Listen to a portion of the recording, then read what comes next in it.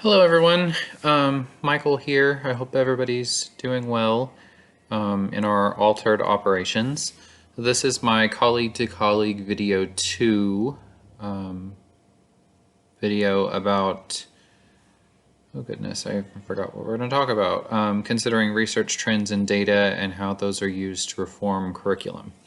So I talk a lot about dual credit and the fact that I also teach English, and a lot of my assignments for this semester have been done through the lens of my English course that I teach. But I think for this assignment, it's interesting to talk about data and trends and research and how it affects student advising. And at my institution, at least, we really think of this in terms of a curriculum because the student population that I work with, high school students in particular, high school students who are earning a degree at the same time that they earn their high school diplomas, we have to do a lot of extra work with them to teach them how college works and how degree plans work and how they can get from point A to point B. So we do lots of presentations with them, lots of advising activities, and that for us at least that starts with a survey that the students do that tells us about their career interest, about their academic interest, about their activities outside of school, and that gives us a place to start building their degree plan. And from there, we do small group advising where students who have selected careers in the same meta major are advised because they're going to be taking very similar classes. So they're all advised together. For example, students who are in the arts or communications or the humanities are in one group. Students in the health sciences are in one group. Students who are in who want to be engineers are in another group, and so on and so forth.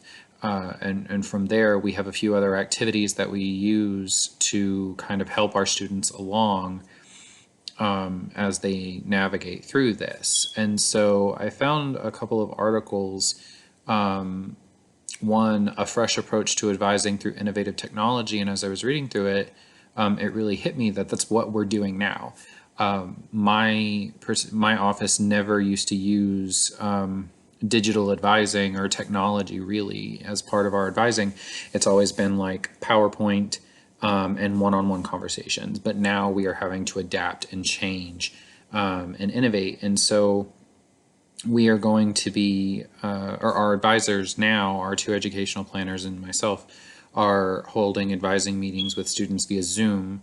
And we're going to be doing Blackboard Collaborate events for some of our orientation events, as well as our large group advising. So I think that's good because the Blackboard Collaborate piece will allow us to record those sessions and have them not only for posterity, but also make them available for students who may have been absent that day or missed the presentation for, whatever reason. So those students won't have to get just bits and pieces of it through a conversation with us or through their high school counselor. We're also using an e-advising system called Who's Next that allows us to track and sort students based on what program they belong to so that they get to the right advisor. Obviously, if they come into the office and the person that they want isn't there, they just come back or they talk to, another person, assuming their questions are pretty general in nature. But technology in advising and our advising program curriculum is not really something that we've done before, but we're really having to do it now and learn how to do it very quickly. So as far as data, we definitely have used that to tweak our advising curriculum, based on what students are wanting, what students are asking for, as well as what feedback we're receiving from the transfer institutions that we send students to. We have a good relationship with several of the institutions that we send students to, and they give us feedback on what they want students to come in knowing about the process and how things should be done. And so we integrate that data and feedback into our programs.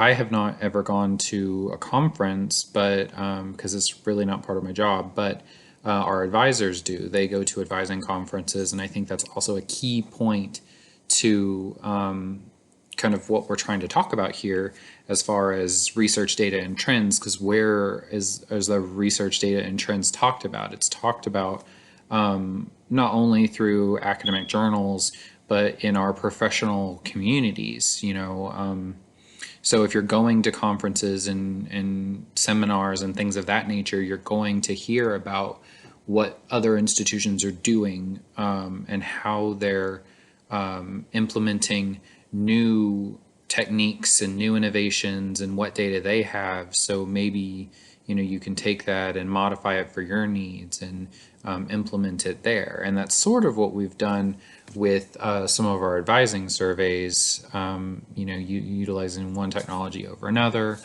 tweaking our questions, really driving at some of the things that we need data on to make our advising program curriculum as effective as it can be.